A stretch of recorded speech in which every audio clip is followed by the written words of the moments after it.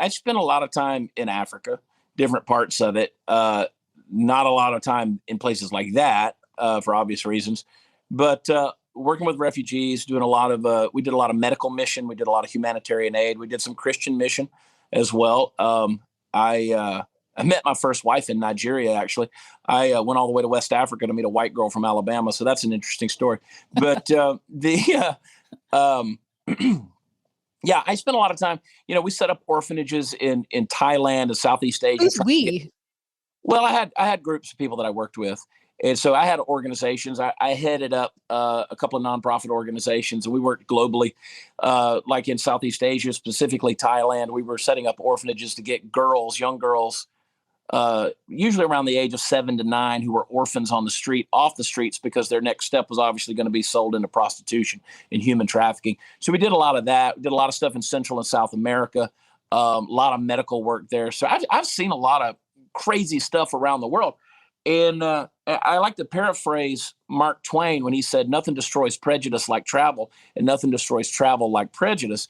People just don't travel enough. They don't get out there and see the world. They don't know. They don't have anything to compare it to.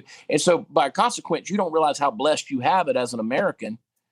And again, back to that word, the privileges that quite honestly we have compared to the rest of the world.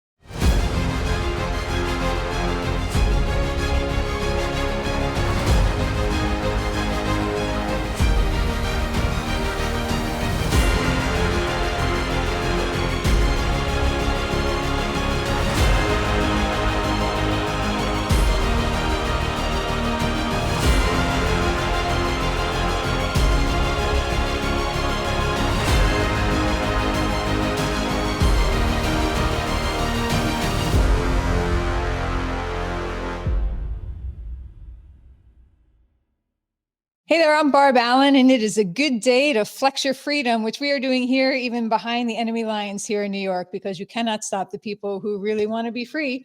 And we are reaching all the way out to the great state of Texas today for our guest, who CNN once labeled the pickup truck pundit, very witty and clever on their part.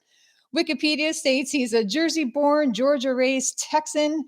He's carving a name out for himself in the world of comedy, political satire, and most recently as a candidate for the governor of the great state of Texas.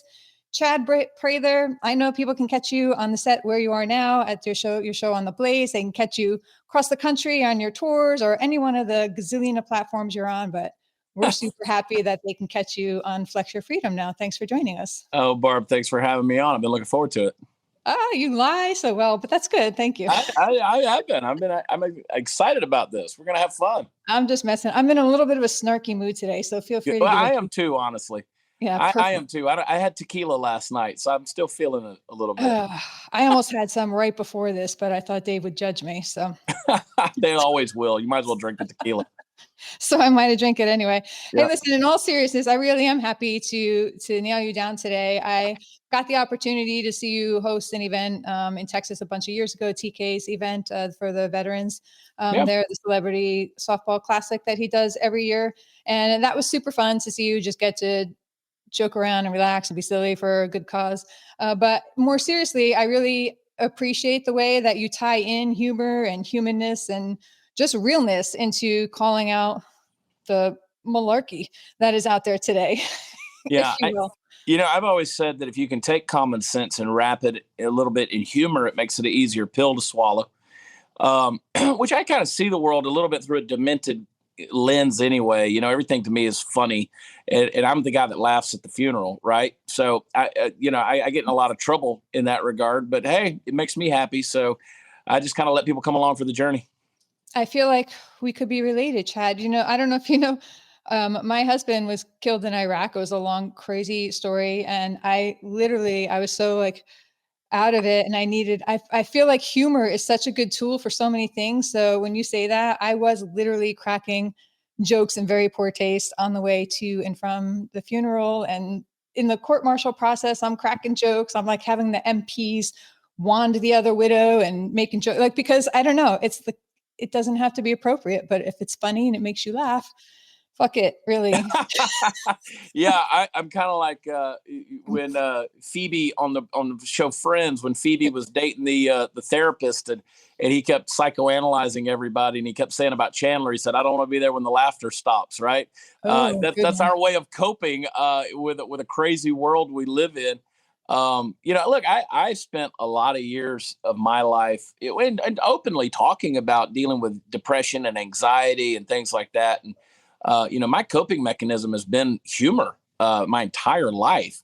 And, I just find it's a far better way to get along in this world, especially with the craziness we see everywhere.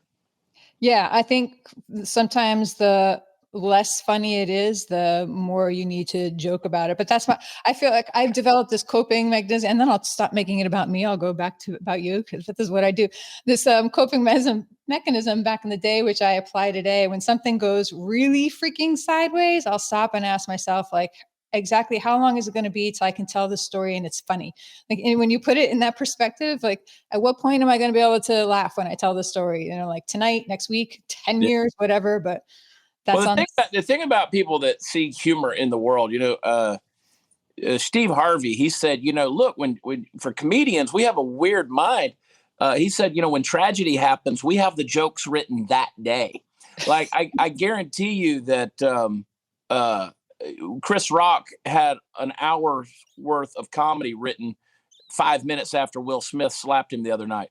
That's just the way a comedian's brain works. That's the way they cope with things. So be interested to see what comes out of that. But yeah, the world doesn't always understand that, especially these days. People are so thin skinned and easily offended at things that it's hard to deal with the world with humor. I've always said that as a comedian, like, I don't ridicule people. I try not to mock people, but mocking is kind of in the job description of humor and comedy. And I always say, look, I make fun of myself the most. So if I do that, then I've kind of earned the right to be able to make fun of others as well. So I always say that I don't care if you're gay, straight, fat, skinny, white, black, trans. I don't care what you are. I'm going to make fun of you. And that's the tenets of our relationship. And that's the way it has to be. Yeah. And if I don't make fun of you, then I'm just being polite and we're not really close. Like, so whenever we were running for governor, we were in the primary race. And of course, Alan West was in the race and he's a longtime friend. And Don Huffines was in the race. He's a longtime friend. So it's like, it was like a gentleman's race, right? We were all three up against Greg Abbott in Texas. And so Alan West came into the studio here to do another show one day that I was on. And I said, sit down, let's make fun of Don Huffines. And he goes, man, I know you make fun of me when I'm not here. And I said, I wouldn't love you if I didn't. Yeah, exactly. It's a form of love. But really, it really is one of the most underrated tools for resilience that I think and connection and all of that. So good to laugh. Have you been doing that your whole, I can tell, I'm sensing that this is your personality, and so probably how you were pretty much came out of the womb, right? Yeah. My mother was the people person in the family, right? She was always the life of the party. My dad, a girl that a good friend of mine, she asked me the other day, she goes, was your dad funny? He's passed away now. She goes, was your dad funny? Was he silly? And I said, no, he was absolutely not anything like me. He was very stoic, right? And but he had a great sense of humor. It was just very dry. And so for me, my brothers are funny. And so we just kind of, it was a fun household to live in that regard. We just found humor in everything. And for me, I just said, years ago, when I started doing the truck videos, for me, it was kind of therapeutic. I tell people that I get to run my mouth for a living. It's very therapeutic. It's not always the most productive thing, especially as much as I put my foot in my mouth. But I started doing the truck videos and just kind of sprinkling the humor in there with it. I just said, you know what? I'm going to be me. And if people like it, they like it. If they don't, then they won't. And obviously it's not for everybody, my sense of humor. But I don't care. That's the beauty of not being controlled by the rejection of people or the acceptance of people, because both of those things, as Rudyard Kipling said long ago, are imposters. You just be yourself, be genuine. And so the biggest compliment that I've ever gotten is when people say, you're real. We believe that you're real and the things you say are genuine. So being yourself, I think, is the essence of integrity. And integrity comes from the word integer, which means one. When you're one with yourself, that you have integrity. And so that's the biggest compliment people give me. And thankfully, it's kind of fun along the way. Yeah. Well, that was a lot of cool and deep but true stuff you said there. Oh, girl, I got it. I got it in. You I got got it. You all got it. kind And of deep stuff. you got it. You got. I think you're also the original truck poster in terms Yeah, of. arguably Like I am. after you started that, then I started seeing everybody's now everybody's sitting, but you were sitting in your vehicle, Yeah. sharing shit online before it was cool. Well, for me, I was doing a television show. I was doing equestrian lifestyle. It was equestrian lifestyle, the horse network. And I was doing a show for them traveling around the country. And I would go to the studio to do voiceover work and post production. And I would just pop the camera phone up there and start talking to it. It's kind of sitting in traffic, whatever. And I had no idea that it was going to have the viral nature that it did, but it did. And then all of a sudden, people like Graham Allen and John Burke and various other people started doing and people kept saying, why is this guy always in his truck? I said, it's the perfect studio. I can control the light. Like, look, I'm in a professional studio here. I can't even control the light in here because of the stupid hat. You got the shadow across my face. I can control the lighting in the truck. I can control the privacy in the truck. I can control the temperature in the truck. People leave you alone. It's fantastic. So, it just turned out to be the perfect studio. And I don't do as many of those videos anymore simply because of the censorship of social media has gotten so wicked that it's like, God, you put a lot of mental thought into those videos and then nobody watches them. Nobody gets a chance to see them. So I really want to get back to doing more of those. That's kind of one of those dance with the one that brought you attitudes. I really want to get back to that. Yeah. So that's your roots, man. Get back to your roots. Yeah. Like your introduction, CNN, it was kind of funny. I took that and ran with it. CNN did a story on me a long time ago. They thought they were going to, get me in a aha, gotcha kind of thing, but they didn't. But they called me the pickup pundit. And I think they meant it kind of as an insult, but I took it and ran with it. I thought it was fantastic. Yeah. Did they have you on before or after your Safe Spaces song, Friends in Safe Spaces? That's a good question. I want to say it was before, but I'm not sure. What's interesting about that, Barb, is I'm remembering now I was down in Houston and staying at a hotel, and Piers Morgan had retweeted me and made a comment about something that I said. And I think it was one of my videos, actually. And so CNN picked up on the Piers Morgan retweet. And so they called me on the phone and did this big thing. And, CNN, they got to try to turn it into a hit job. That was the most nerve-wracking story anybody's ever done on me because I was very worried about what they were going to come out with. But overall, it was positive. Yeah. I don't trust any of them. No, that's true. Everything is fine. I don't believe really anybody anymore. You know what bothers me? I don't know. Does this piss you off the way it pisses me off, or am I just easily pissed off? I hate how both sides talk about the media. You got like everyone from Tucker and Jesse, they're all like, oh, the media doesn't this. And then you got the CNN talking heads, the media does. Well, if they're all calling each other the media, who the fuck is the media? Like they're all right? Like, you're not wrong. I keep telling my followers and my listeners and viewers, I'm like, look, if the mainstream media is saying it, go the other way. And I don't care if it's Fox News. I don't care who it is. I believe I'm an independent broadcaster here at The Blaze. And The Blaze is a great, The Blaze is, people say, well, it's a conservative network. It's really not. It's a network that is for free speech. We want people to be able to say whatever they want to say. Conservative by default. Well, I'm conservative. Right. We have people here who are libertarians. We have people who are Republicans. I don't consider myself necessarily a Republican.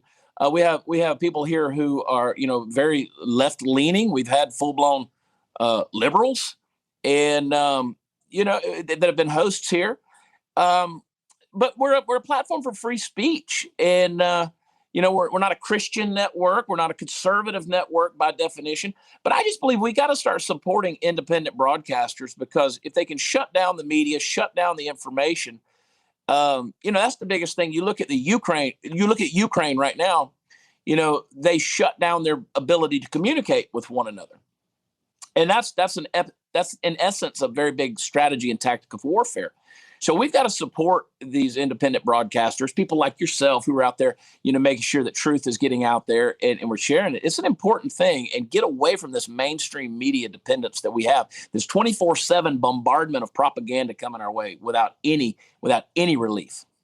Yeah, no shit. You crack me.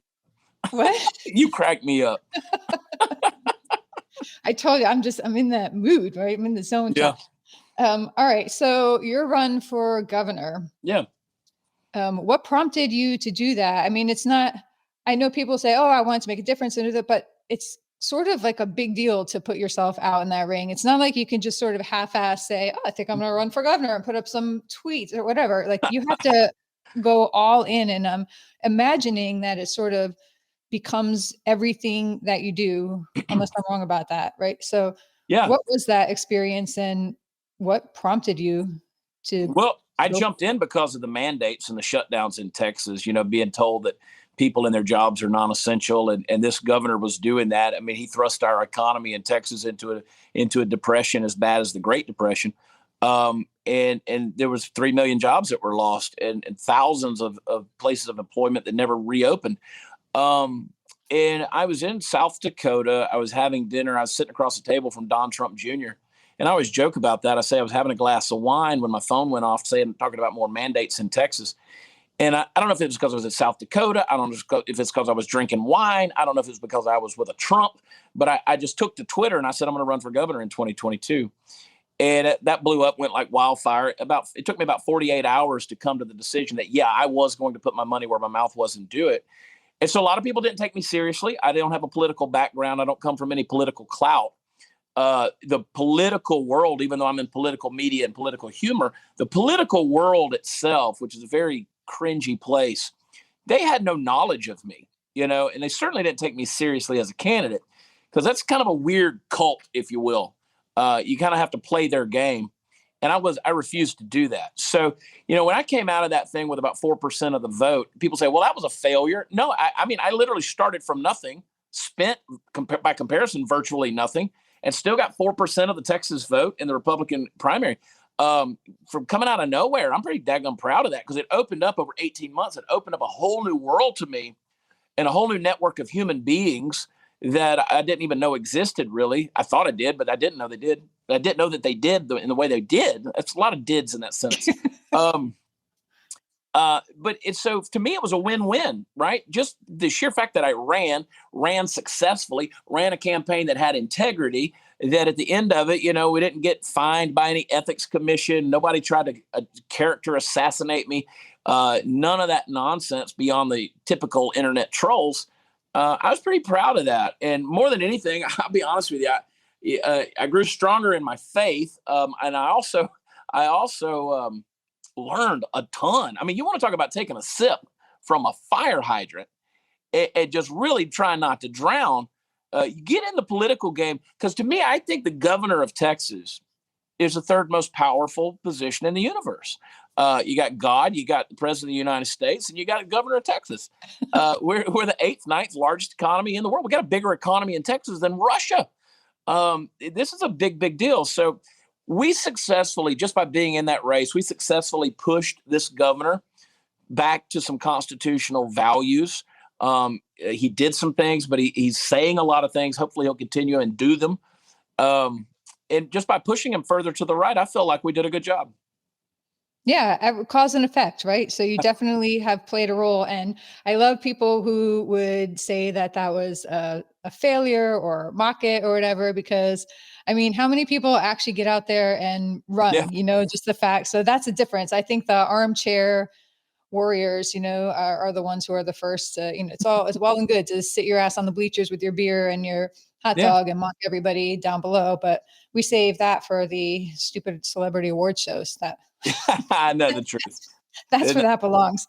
All right. So what would your advice be to somebody who's like really considering it and on the edge and feels like they have a lot to contribute and, has some brain cells firing and would like to get into that political arena the way you did, but has no platform, no backing? How do you go about that? Well, it is all about your networking, and what I learned is, run for the place, the position that you feel like you have the most conviction and passion. Like, I believe the school board, that's the most important position in the nation right now. Run for the school board. I don't believe in public schools. I really don't. I think they're built on a bad foundation. That's not a knock to educators or teachers, because they're victims to the same system. But I think the school board is one of the most important things. Running for precinct chairs in your county, running for city council, those kind of places of influence. Now, I ran for governor because I wanted to punch the king in the mouth, right? He was the guy shutting me down. I probably could have run for lieutenant governor in the state of Texas and done a pretty fair showing there. But I didn't want that. I had a conviction to hold this governor accountable. And I think that's why I was successful in many ways, because it was a passion of mine. So go where your passion takes you. Get a vision, get a passion for it, and then do it. So many people, they get behind that rifle scope and they put their finger on the trigger and it's ready, aim, aim, aim, aim. At some point in time, you got to risk it. You got to pull the trigger and go for it and put yourself out there. That is a very vulnerable place to be. Let me just say, when you pick up your phone and you don't know what the next headline is going to be, or somebody's going to tell some lie about maybe they tell the truth about you, right? You never know what kind of shit's going to come out. But it's, and you just never know. But it's worth the risk. It really is worth the risk. And I know people want to just kind of sweep the whole thing away and say, well, our elections aren't secure and politicians have no integrity. But I hope that people will get some faith once again in our sacred institutions. And we got to work hard to make those institutions sacred again. And I think that's all part of it. And, we've got a lot of privileges in this country that I think we're taking for granted. And because we've taken them for granted, we're starting to lose them. And I don't want that to happen. Somebody said to me the other day, they said, freedom is an illusion. And I put a lot of thought into that. I said, to a degree, I think that person may be right. Right now in America, we're under so many different tyrannies. I've said for 25 years that we've got three major things that have got to be under control or we're in trouble. One is the media, the other is the courts, and the other is the education system. Well, now all of those have kind of become tyranny. So we have judicial tyranny, educational tyranny. We've got, media tyranny. Now add social media and big tech tyranny. And then the vaccine mandate. So you got medical tyranny and the job mandates, which is corporate tyranny, and bureaucratic tyranny, this big government stuff. So we got a lot of tyrannies coming our way. It's the average man and woman, and I'm no biologist, but the average man and woman has to get involved in this and start, sticking it back to them and say, no, we're not going to stand for this. These folks who go to, our capitals or go to Washington, D.C. and don't represent our priorities with the delegated authority we gave them. We got to take that back. Yeah, I think everything you said there's like 12 different bullet points there that are hammered out that I think should be addressed, could be addressed individually on different, like entire shows, right? Or articles or whatever you want to do it. But yeah, in a nutshell, I think you just sort of dialed into a great many of the issues and complexities that are making things more complex than they need to be today. And yeah, I think the institutions need to earn our trust back. Yep. And I don't really know, fool us once, shame on you kind of thing, right? And the shame is entirely over there now. I mean, we all bear some of it, right? We all play our own little role, but people who just read a headline and then share it as gospel and start ragging on each other when they don't know what the hell they're even talking about in the first place. But I guess we're never really going to eradicate stupidity, I guess. No, unfortunately, it's forever. Unfortunately, it's forever. And I have succumbed to it myself on occasion, although I'm trying to be a recovering person in that category. All right. You touched on privilege. Privilege is it's a triggering word, Chad. Yeah, it is. It's a triggering word. And I saw you posted that amazing masterpiece from Home Depot on their training about all the privileges. And I'm curious, I just stumbled across, I don't know if this is like the latest wokeism in terms of privilege or if it's old and I'm just now catching up, but it was the first one for me. I came across a heterosexual privilege checklist. Have you seen this? I don't think I've seen that one. I've seen the cisgender privilege, but I haven't seen the heterosexual privilege. Yeah, no, it's a real thing. And I about lost it the other day when I was doing so. I saw some article and then I clicked. I'm like, this cannot be, this must be. I have so many jokes in my head right now, Barb. There's so many things going right here. Yeah, I'll send you the link after this. But a guy named Sam Killerman, who is apparently a pretty big name out there in the world of privileges and social, he's a social justice advocate. But colleges, I found this on the Arizona State University site. They're teaching this, right? And then you can link back to this guy and do this. And they literally have, it's 30, nope, it is 40 checklist items of heterosexual privilege. Hell yeah.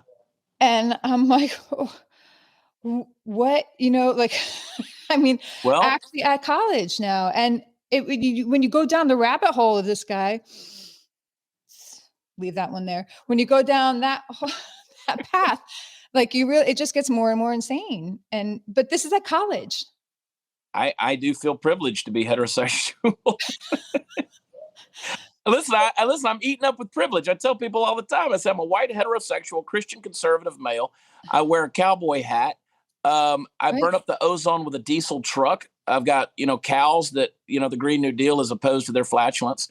So I'm public enemy number one with all of this privilege. And I have a lot of jokes right now that I can say about having heterosexual privilege. But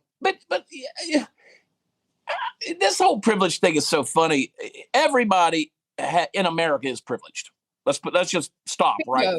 Yes. Like I was sitting here, I was looking at this thing. We taped my show today, and there's a thing here on. It's from YouGov.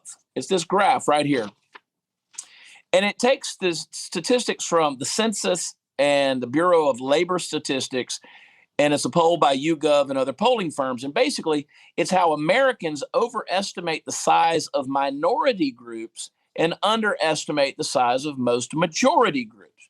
So, like, for instance, they asked people, they said, how many Americans are transgender?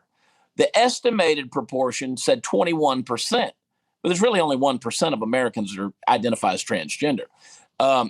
They said, how many are bisexual? The estimation was 29%, which is dumb. It's actually 4%. There was how many are let's get down here. There's all these different things, like, for instance, how many have a driver's license? Well, the perception on that, let me see if I can see straight. I don't have my glasses on. The perception is that 68%, only 68% of Americans have a driver's license, when in actuality it's 84%. So this whole thing that having a driver's license and ID to vote is racist. Well, 84% of Americans have a driver's license. Why do we continue to insult them and say that's a white privilege thing? Our perceptions of who is privileged and what is prevalent is just ridiculously skewed into an alternate reality that just doesn't exist when you actually look at the numbers. We got to get back to the real world. I wrote a book, and this is a shameless plug. It's just sitting over here.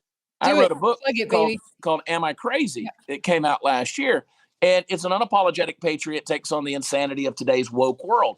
And I tell people, I said, buy this book if for nothing else to read the very long introduction and the very long final chapter, and everything else are vignettes in the middle of it. But I'm like, this is right here. It brings us back to the fact that we're letting the crazies run the world. The asylums are empty.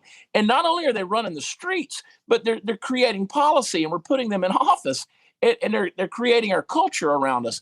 So we got to take that back. By and large, the people with common sense are the majority, but we're being drowned out by the voices of a few. And that's a trend that's absolutely got to stop. And so I always talk about on my show, we always talk about subverting the dominant paradigm. The woke mob wants to subvert the dominant paradigm. So as I said earlier, white heterosexual Christian conservative male. Well, if I'm those things, then all of those things, if that's a majority trait, I must be privileged. Therefore, I must be subverted because I'm somehow the victimizer, right? I'm the villain. So we've got to subvert that dominant paradigm. That's a bad philosophy. You build a house of cards on that, and I promise you that fault line is going to crack, and the least little wind of blows of common sense is going to fall in, and your whole worldview is going to crumble around you, and it's going to be deadly when it happens. Yeah, seriously. And it's like one thing after another. It's like every time you think, all right, like I remember thinking when the freaking vagina hats came out, I was like, this is the peak of crazy. Like There will never be anything dumber. Well, I don't And know. there's- I didn't think so either. I do a comedy bit about the vagina hats, and I was like, I think us guys need to get together and wear turtlenecks and have a foreskin rally. We can like pull, shave our heads bald and pull it up like this. And I'm like, and then I start seeing people that actually there's men in the street that actually protest this. They protest their mutilation. They wear white jumpsuits and they put blood spots on their crotch. And I'm like, I missed that one. I missed that wave.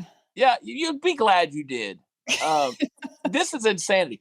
This idea that everybody is oppressed in some way or is been victimized in some way, that's a bad ideology. You live in America. You're privileged. I mean, our homeless people are obese. We have our poor people by world standards are rich. And so when we talk about being victimized, if you don't have real oppression, I'm convinced that people identify themselves with their pain. So, you get in a story and somebody starts talking about what they've gone through. And it's always, my life was this and it was bad and this happened and this is how I came out of it. So they identify around the pain. Well, if you don't ever have any pain or oppression, you start creating that shit. And so when you start coming up with problems to have, you start getting some real ridiculous stuff out there, so you have these people that are creating all these pronouns and creating genders and creating sexual identities when it's really just an identity crisis called schizophrenia. You got multiple personalities bouncing around inside your head. You don't know what to do with them. So it's one thing to mock them, but we really have to pity these people because these people, their life has been, comparatively speaking, on a global scale, and I spent 20 years in third world countries. I know I've seen this stuff up close and personal. I saw a woman get stoned in Rwanda, stoned to death. I don't mean like smoking weed. She got stoned to death in Rwanda. I've seen some atrocities. We got it pretty good here in this country, and people, they want to come up with these oppressions. It's a pretty pitiable trait to have, honestly, and more people have it. It's a psychosis. Yeah, I think for me in my world, you got to pull the silver linings and all that crap out of things. I think if I hadn't gone through so much effort to stop feeling like a victim in my own life, I think maybe I would have been more susceptible to this wave of victim indoctrination we're feeling now. But Yeah. if I didn't recognize that when it was coming down at me, then maybe I might have fallen for it too. But I was like, I didn't just spend all these years figuring this shit out for you to unfigure it for me, right? So you just said something there that kind of got me. What were you doing in Rwanda? Humanitarian aid mission. I spent a lot of time in Africa, different parts of it. Not a lot of time in places like that for obvious reasons, but working with refugees, doing we did a lot of medical mission. We did a lot of humanitarian aid. We did some Christian mission as well. I met my first wife in Nigeria, actually. I went all the way to West Africa to meet a white girl from Alabama. So that's an interesting story. But yeah, I spent a lot of time, we set up orphanages in Thailand and Southeast Asia. Who's we? Well, I had groups of people that I worked with. And so I had organizations. I headed up a couple of nonprofit organizations, and we worked globally, like in Southeast Asia, specifically Thailand. We were setting up orphanages to get young girls, usually around the age of 7 to 9, who were orphans on the street, off the streets, because their next step was obviously going to be sold into prostitution and human trafficking. So we did a lot of that. We did a lot of stuff in Central and South America, a lot of medical work there. So I've seen a lot of crazy stuff around the world. And I like to paraphrase Mark Twain when he said, "Nothing destroys prejudice like travel, and nothing destroys travel like prejudice." People just don't travel enough. They don't get out there and see the world. They don't know. They don't have anything to compare it to. And so by consequence, you don't realize how blessed you have it as an American. And again, back to that word, the privileges that quite honestly we have compared to the rest of the world.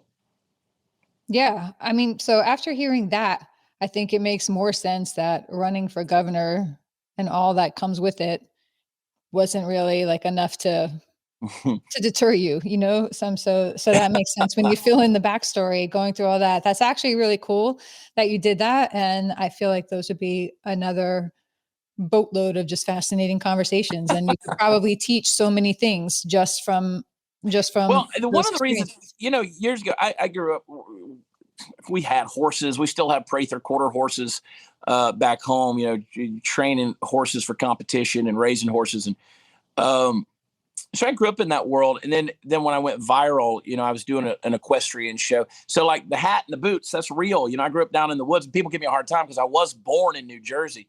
It just happened to be where my father and mother were when she went into labor because he was doing a job there. And I didn't live there any time, just born there. But I grew up in Georgia. And, when the virality hit, I was doing a television show about horses. So I love the fact that people get fooled by the hat, right? They think, oh, this guy's just a bumpkin redneck. He doesn't know anything. But I've got multiple degrees. I taught master's level Greek in a seminary level for a couple of years. It's pretty interesting. I love to shock people with things I know. A lot of it useless information, but it's fun for me. Yeah, the many layers of Chad Prather. I love to surprise people in that regard. It's a lot of fun that way. But then, like I said, then I ran for governor, and you get into, I like to challenge myself. I put myself in situations like that where you're out of control and you realize how much in truth, you don't know. There's a lot you don't know. But I believe if you're willing and teachable, that life is a much more grand experience if you're willing to be taught. And I'm certainly try to remain teachable in that regard. Yeah, apparently. All right. Look, so one post you did back in 21, like I think it was July 4th post in 21. Okay. You said, in response to people saying that the world is laughing at us, which I also think is true. And if you watch Sky News, you see that they are laughing at us, but they're doing it in a pretty funny way. So you have to respect that. But you said, maybe they are, but they're also envious of the life we lead. And because we have the ability to pursue happiness without persecution. So do you still believe those things hold true? Yeah, I think so. Everybody wants to come to America. Again, the Muslim world sees us as the great Satan. We are the land of opulence. We're the land of not only opportunity, but into them, that opportunity is opportunity for sinfulness in many ways. Our excesses make us evil in the eyes of the world in a lot of ways. Our problems, as I alluded to earlier, are first world problems for the most part. I mean, honest to God, yesterday people sat around arguing over alopecia. Most people didn't know what alopecia was, but because of Jada Pinkett Smith, who herself is worth $50 million and she's in essence married to a billionaire, has whatever kind of kinky relationship going on in that marriage. And then another mega millionaire gets on stage and tells a joke that insults them, and suddenly everybody's got to choose sides. And it's like, really? Civilians are dying in Ukraine right now. Right. There's more slavery happening globally than has ever happened in the human history that we know of. And it's like, we're really going to sit here online on Facebook on our $1,000 supercomputer that we call a telephone, and we're going to argue over whose side we're going to take, whether it's, I Am Legend or the guy who was the voice of the zebra on Madagascar. One of those, yeah. So it's like we're really kind of stupid in that regard. So we're kind of it's kind of a unforced suicide that's happening here on a cultural level. And so I do think the world laughs at us. They don't, we're ridiculous. But we don't have to be, we've got, the funny thing is, like, so when, what's his name? I can't think of his name, the Harvard law professor that just wrote the book about the Constitution, Elie Mystal. He was on The View and he called the Constitution a trash document. He said, well, it's kind of a trash document. The Constitution provided you, a black man, provided you the opportunity to sit with a group of women that are all mega millionaires on a nationally televised show that's on every day. It provided you the freedom to get on there and say something so stupid, right? So you say, well, blacks weren't consulted. Actually, they were. More blacks were consulted.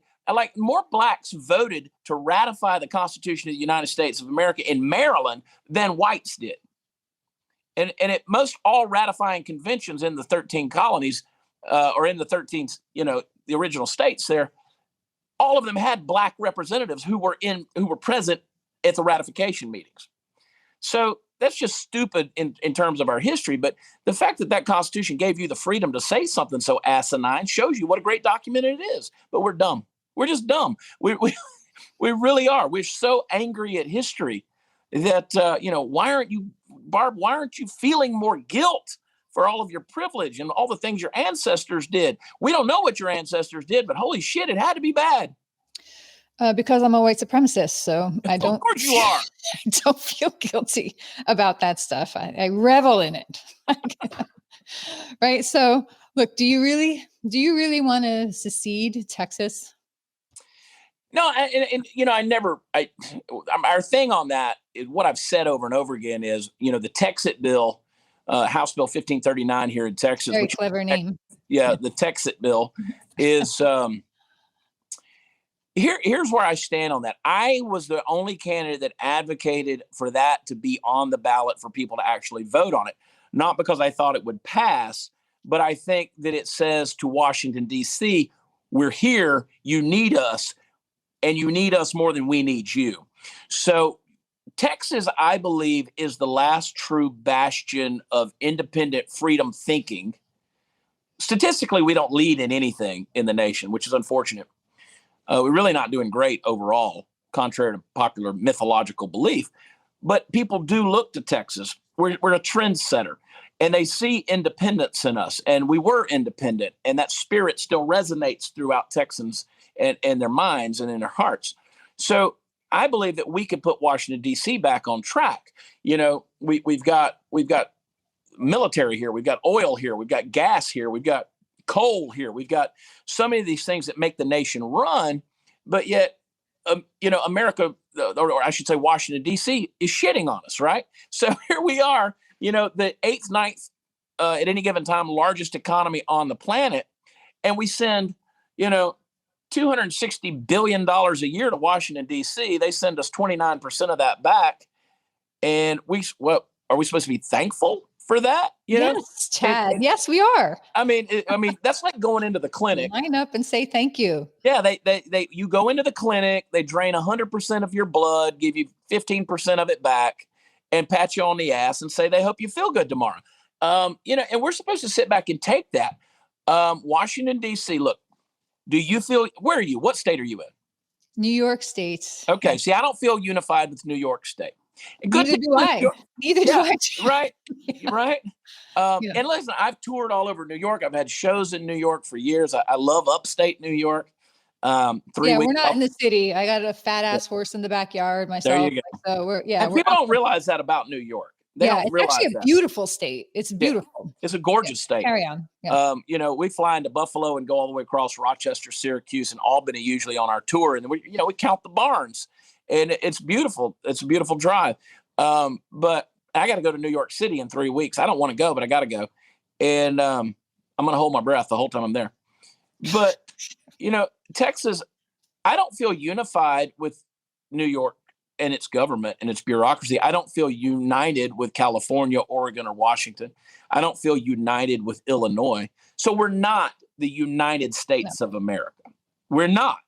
Nope. It was an idea that our founding fathers established based on the writings and the teachings and philosophies of Baron de Montesquieu and his writings specifically about a republic. And he said if you had a large landmass that you have to break that down into states in order to control that, or else it becomes an empire. So that's why Rome started as a republic and wound up as an empire under a Caesar's rule. That's what's happening in the United States. We've lost the idea that the 10th Amendment and the sovereignty of states exists, our ability to control ourselves on the state and local level. We're letting D.C. do all of the deciding for us, and we've become an empire. We can't continue down this track much longer, or else we are going to be fractured. So if you and look, I believe if Texas were to secede, and there is a way to do that. People say, well, the Constitution doesn't allow for that. Well, this isn't a mother may I kind of thing. We're not asking permission. When you leave the Union, it's a pretty serious thing. You traitor. No. The globalists in Washington, D.C. have already seceded the federal government from the American people. So let's identify clearly who the traitors truly Right. are. Okay, when you want to devalue the currency of a global dollar and just print money where it has no backing, and so you can crash an economy and embrace a World Economic Forum modern monetary theory and an ESG score and judge people of whether or not they can do business based on their environmentalism, their social justice, and their sense of governance. That's bullshit. You can't. Listen, you start doing stuff like that, that's a globalist agenda. That's not American values. It's certainly not constitutional. So if we were to secede, I think about 25 states would be ringing our phones going, hey, we want to join you, because they're sick of this crap as well. If you looked at it, by example, if you looked at a map of the United States, and let's say each state was a puzzle piece and it was hanging on, it was sitting up there, and you took Texas where it sits down at the bottom, the foundation in the middle, you took Texas out, that whole map's going to crumble. And I think that's what happens. Texas is that rock that the rest of America has hooked itself into, its sense of identity and liberty. That's why Ron DeSantis 2 months ago got on camera and said, welcome to Florida, the new Texas, which kind of pissed me off. But I get what he was trying to say, right? It's an underhanded compliment, but still it pisses me off. Yeah. So, California, they've got the biggest economy in the nation, but they can't save anything. They're gone. They're woke bullshit. They might as well have fallen off into the Pacific Ocean already. And there's good people in California, great people in California, but they have been screwed. They're basically in a real beautiful environment that's just a concentration camp. Yeah. They have no freedom in Florida anymore. I'm sorry, in California. Yeah. That place. They got a lot of freedom in Florida, apparently. Yeah, I know. Thank God that's an easy flight for me because I have taken advantage of that here and there. Dude, New York was actually depressing. Like, the past 2 years, I felt it did feel like the rest of the world just sort of cut us off. And I can't say I really blame them. I felt like New York was like a cancer on the Constitution, really. It was just like, you're better off. You got to just cut your losses. And I get it. Like, I get it, save yourself, but, avenge me, son, kind of thing. Right. But, yeah, it's been hard. Thankfully, it's lifted a little bit now, but who knows what's coming down the pike at us next? Like, really, never know. One of my daughters, she graduates from college in a couple of weeks, and she's a dancer. She actually majored in dance, which is weird, but hey, it put her through college. Not weird. It's ballsy, really. Like, you gotta. Well, I'll tell you. If you're going to do that. I'll tell you my life lesson I learned about that, Barb. So I told her before she started college, I said, dance is not a major. She goes, well, you're in entertainment. I said, yeah, but I didn't start out like that. I kind of evolved into it. I said, maybe get a business degree, and do dance. She goes, I'm majoring in dance. And I thought, well, when she gets there, somebody will talk her out of it. Nope, didn't happen. So she told me, late last year, she said, if it hadn't been for majoring in dance, I just wouldn't have gone to college. She said, so at least I got an education, even though I've got this degree. So anyway, she's going to New York City. She's got a tryout with the Rockettes at Radio City Music Hall. Nice. And so, that's kind of one of her dreams to at least go try out. And I'm like, well, it'd be great if you made it, but what if you make it? Then you got to go to New York City. I said, that's a whole other world, baby. She can come visit us. We're an hour out. She can come visit us. Well, trust me, I'm going to need you to be surrogate parents. That's a whole other world over there. So anyway, it's a whole different, it's a different planet there. It is, but I'm still hopeful we'll get it back. And we're going to wrap up here in a minute, but on that thread, what is your hope for these midterm elections? I mean, and what do you see? How much weight should we put on the midterm elections, either helping swing the pendulum back to America's core values or just further burying it? How much do you think the elections will impact? Well, I hope they'll impact. I hope they'll impact a lot. Look, we got to deal with these Republicans that are only, in name only, the rhinos that are there that don't hold the same convictions, these career politicians. So we got to deal with these guys. I mean, something's got to be done about them. We got to vote them out as the best we can. Grassroots movements. I'm living proof. A grassroots candidate, it's almost impossible for them to, shake the tree, so to speak. but we do need a red wave. We need to take back the House and the Senate. This needs to be, we've got to neutralize the idiocy that is the Joe Biden administration before, he gaffes us into World War III or does something else that's just absolutely stupid to crash the economy even further. But it's very important. I encourage people to overwhelm the ballot box, overwhelm their algorithms, get it to where they can't, cheat, show up, vote the day of, vote in person, all these different things. But we got to get real conservative candidates. And listen, I don't care, if my enemy is big government. I want to get government. I ran on the platform, let's get government out of your life. Let's put it back in the hands of the people to control their lives. And I don't care if you have an R by your name. I don't care if you have a D by your name. If you are big government, you are the enemy. You are the enemy. And you can always tell who's big government. And these guys want to spend more. They want to put people in more governmental dependence. And that's the kind of shit we got to fight back against, Barb.